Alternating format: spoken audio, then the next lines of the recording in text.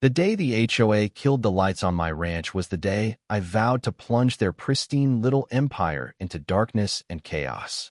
Hidden beneath my land was a secret they couldn't even dream of, one that would turn their petty power grab into a showdown they'd never recover from. What looked like a neighborly spat was about to erupt into a battle so intense it'd leave jaws on the floor. Sometimes, when you're pushed to the edge, you discover you're the one holding the trump card. Where are you reading this from? Drop a comment below. I'm Nathan Harper, a 62-year-old retired hydraulic engineer who figured he'd earned a quiet life on the 50-acre ranch I inherited from my grandfather. For 20 years, I'd been off the grid, powering the place with solar panels and wind turbines I rigged up myself back when I was still wrestling pipelines for a living. This ranch wasn't just home, it was my stronghold, my defiance against anyone who thought an old guy couldn't outsmart modern tech. With clean energy, a well for water, and a workshop full of tools, I was set. My nearest neighbor was a faint dot on the horizon, and that's exactly how I wanted it. That all changed one chilly October morning when a certified letter showed up in my mailbox, stamped with the gold-embossed logo of Silver Ridge HOA. I'd heard whispers of developers buying up nearby land, but I chalked it up to small-town gossip. I couldn't have been more wrong. The letter, on fancy cream paper, hit like a kick to the chest. It demanded I hook up to the community power grid and cough up a $50,000 modernization fee to ditch my perfectly functional renewable setup. Before I could even wrap my head around it, two women appeared at my door, looking like they'd stepped out of a corporate ad campaign. The older one, Evelyn Pierce, had platinum hair that laughed at gravity and a blazer worth more than my tractor. Her sister, Lauren, was a younger version with the same shark-like glint in her eyes. They were the president and vice president of the new Silver Ridge HOA, and Evelyn's honeyed voice dripped with menace honed by years of practice. "Mr. Harper, we're here to discuss your compliance timeline," she said, gliding inside uninvited, her eyes raking over my simple living room like it was a dump. Lauren clucked her tongue at my shelves of engineering manuals and vintage tools, as if they were proof of some personal failure. When I told them my ranch had been energy independent for 2 decades and I had no plans to change that, Evelyn's smile sharpened to a blade. She flicked through legal documents on her tablet, each swipe paired with grim warnings about property values and regulatory compliance. "You're mistaken, Mr. Harper," she said, her tone like she was lecturing a slow kid. "We own 75% of the land around you, and state law says you comply with our standards or lose public services." I kept my face blank, a skill honed from years of dealing with bureaucratic sharks. She bragged about deals with utility companies, trash services, even the post office. Join her kingdom or be strangled financially, she implied. The choice was mine.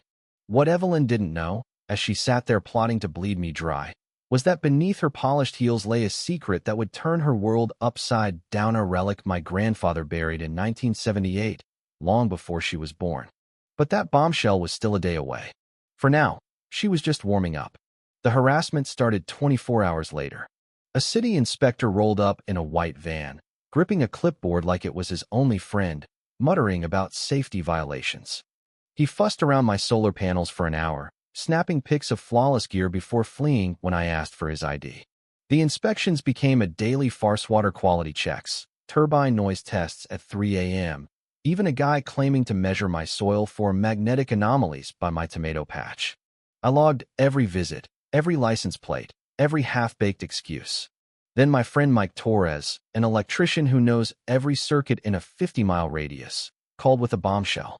"Nathan, I overheard Evelyn at a job site, bribing a county official to rush violation reports," he said, barely containing his glee. "She's paying to bury you." That night, Evelyn called, her voice cold as steel. "Make this easy, Mr.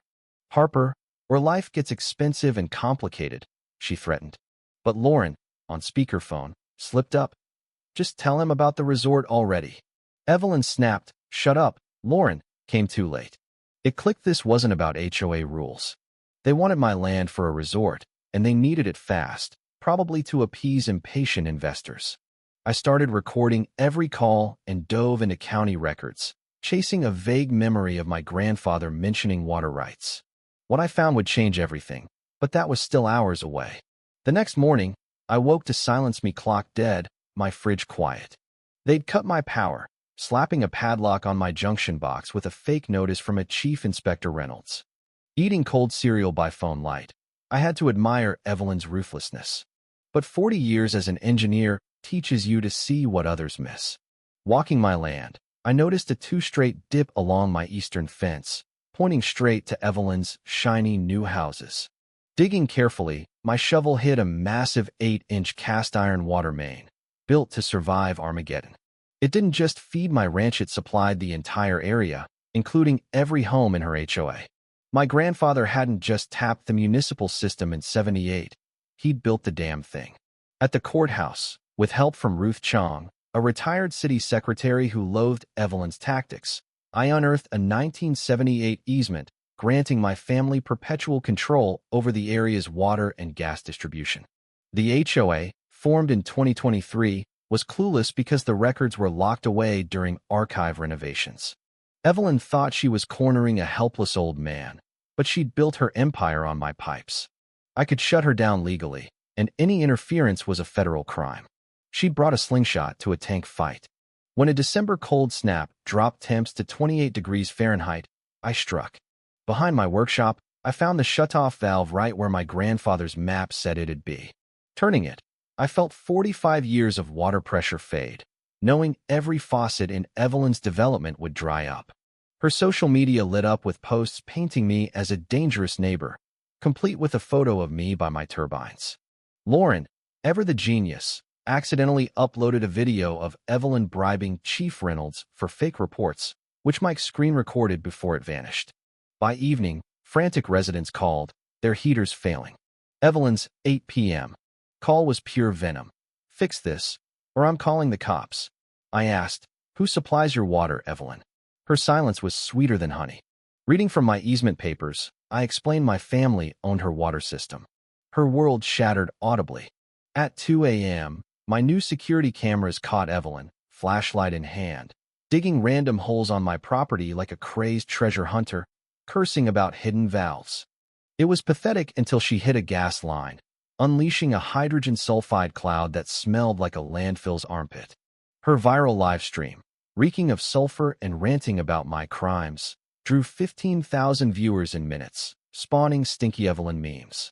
Her own residents, now aware of her fraud via Lauren's leaked files, confronted her, demanding her resignation. Lauren, with FBI agents in tow, handed over years of evidence, recordings, texts, plans exposing Evelyn's multi-state fraud empire, from a failed Nevada casino to Arizona scams. Evelyn's arrest was swift. Federal agents uncovered $12 million in stolen investor money, fake agencies, and corrupt officials. She got 15 years for fraud and racketeering, her orange jumpsuit a stark contrast to her blazer. The truth? I'd been working with the FBI since Ruth tipped me off, using my easement knowledge to bait Evelyn into self-destruction. The water shutoff was strategic, minimizing harm while pushing her to desperation. Lauren's testimony sealed her fate, revealing a 15-year trail of intimidation.